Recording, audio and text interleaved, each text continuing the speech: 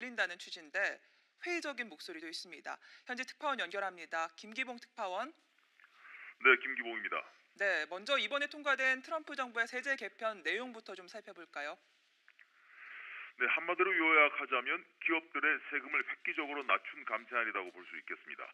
법인세 최고 세율을 현행 35%에서 21%로 대폭 줄인 것입니다. 네, 아울러 지금까지는 어떤 감면을 받더라도 최저 20% 밑으로 세율을 내리지 못하게 하던 AMT, 대체 최소 세율도 폐지해 감면의 범위의 한도를 없앴습니다. 또 미국 기업들이 외국에서 번 돈을 국내로 들여올 때 내는 송환세의 세율도 현행 35%에서 10%대로 확 줄였습니다. 미국의 법인세 인하는 지난 1986년 로널드 레이건 대통령 이후 31년 만의 일인데요. 네. 이번 감세안대로 한다면 앞으로 10년 동안 1조 5천억 달러, 우리 돈 1630조 원의 세금이 줄어들게 됩니다. 네, 트럼프 정부는 이런 감세 정책이 경기도 좋게 하고 일자리도 늘릴 거라고 얘기하고 있는데 실제로 얼마나 효과가 있을까요? 네, 트럼프 정부의 감세 정책의 이론은 기업들을 먼저 살림으로써 그 혜택이 모든 경제 계층으로 흘러 넘치게 하는 트리클 다운, 이른바 낙수 효과를 강조하고 있습니다. 기업들의 세금을 크게 깎아줌으로써 기업 경영 여건이 한층 더 나아져서 네. 고용과 투자를 늘리면 더 많은 사람이 일자리를 얻게 되고 결국 경기가 살아나는 선순환이 일어날 것이라는 전망입니다. 실제로 미국 싱크탱크의 하나인 조세재단도 그런 예측을 했는데요. 네. 이번 감세안으로 장기적으로 GDP 1.7% 성장, 임금 1.5% 인상, 그리고 약 33만 개의 정규직 일자리 창출, 이런 효과가 있을 것으로 내다봤습니다. 무엇보다 이번 정책이 기업들의 부담을 크게 줄여준다는 기대에 미국 증시도 강세를 보이고 있습니다. 네, 얘기를 들어보니까 세금을 줄여준다는 건데 왜 부자만을 위한 정책이라는 얘기가 나오는 거죠?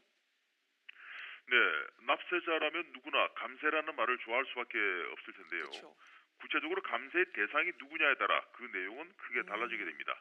앞서 말씀드린 대로 이번 감세안의 주 대상은 기업들, 그것도 매출 규모가 큰 대기업들이 가장 큰 수혜자입니다. 네. 개인 소득세도 낮아지긴 합니다만 최고 세율이 기존의 39.6%에서 37%로 줄어 감소 폭이 법인세 인하율에 비해 미미합니다.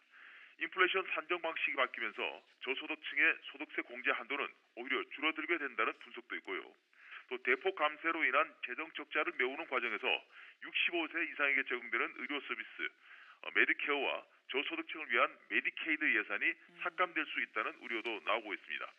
반면 상속세 공제 규모가 기존의 560만 달러에서 2배로 늘어 부자들이 부를 대물림하기가 편하게 됐다는 지적도 나오고 있습니다. 네. 뉴욕타임스는 이를 두고 이번 감세안으로 인한 가장 큰 승자는 부동산 재벌인 트럼프 자신이라고 꼬집기도 했는데요. 척 슈머 미 상원 민주당 원내대표의 말을 잠깐 들어보시겠습니다.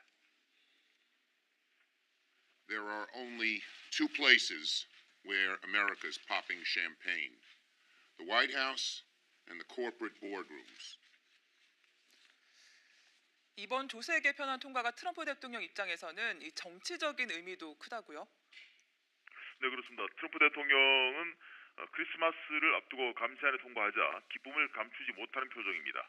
이번 감세안은 하원에 이어 상원 표결에서 공화당의 승리로 확정이 됐는데요. 네. 트럼프가 특히 조마조마했던 상원 표결에서 공화당 51명 가운데 이탈표가 하나도 없었습니다.